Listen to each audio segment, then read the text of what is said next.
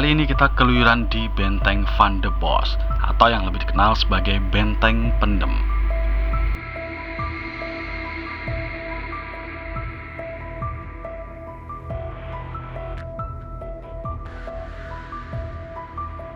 Merujuk informasi dari Kementerian Pendidikan dan Kebudayaan dalam Fort in Indonesia tahun 1839 hingga 1845, Benteng Pendem Ngawi awalnya bernama Fort Van de Bos atau Benteng Van de Bos.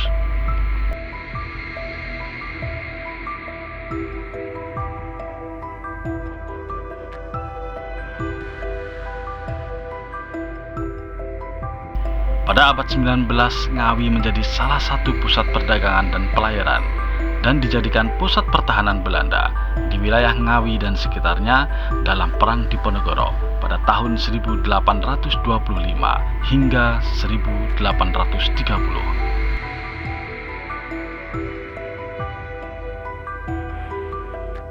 Perlawanan melawan Belanda yang berkobar di daerah Ngawi dipimpin oleh Adipati Yudo Diningrat dan Raden Tumenggung Surodiryo, serta salah satu pengikut Pangeran Diponegoro bernama Wirotani.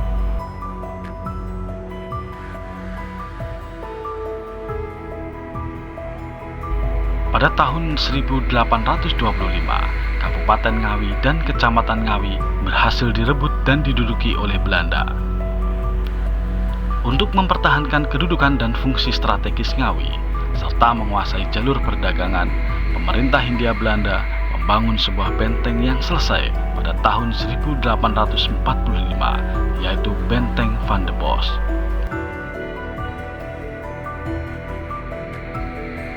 Benteng ini sendiri dihuni tentara Belanda berjumlah 250 orang, bersenjatakan bedil, meriam, dan 60 orang kavaleri, dipimpin langsung oleh Johannes van de Bos.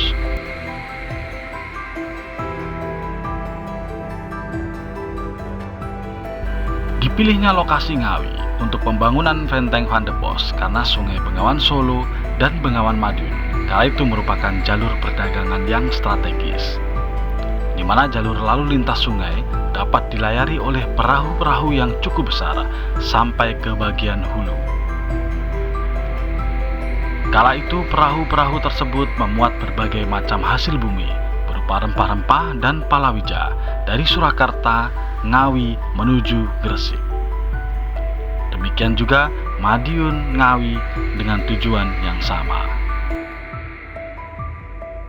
Lokasi Benteng Van de Bos sengaja dibuat lebih rendah dari tanah sekitarnya yang lebih tinggi agar tersembunyi dan memenuhi unsur ideal bagi suatu benteng pertahanan. Namun, dengan hebatnya arsitek Belanda saat itu dalam mendesain saluran drainase, walaupun berposisi lebih rendah dari tanah sekitarnya, lokasi benteng mampu terhindar dari banjir. Oleh karena itu, Benteng Van de Bos ini juga dikenal dengan sebutan Benteng Pendem oleh masyarakat sekitar.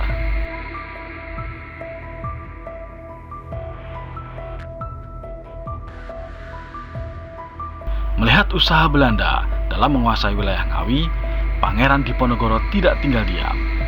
Bersama salah satu pengikut setianya yaitu Kiai Haji Muhammad Nur Salim, beliau melakukan perlawanan terhadap Belanda serta mengajarkan agama Islam dan memotivasi perlawanan terhadap Belanda kepada masyarakat Ngawi.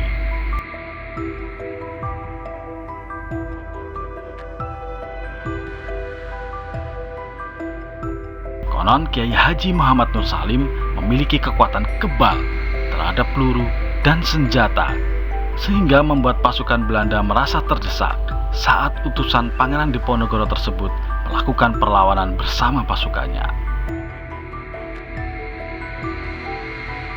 Oleh karena itu, Belanda membuat siasat untuk menangkap dan kemudian mengubur hidup-hidup Kiai Haji Muhammad Nur Salim di sekitar zona inti Benteng Van de Bos.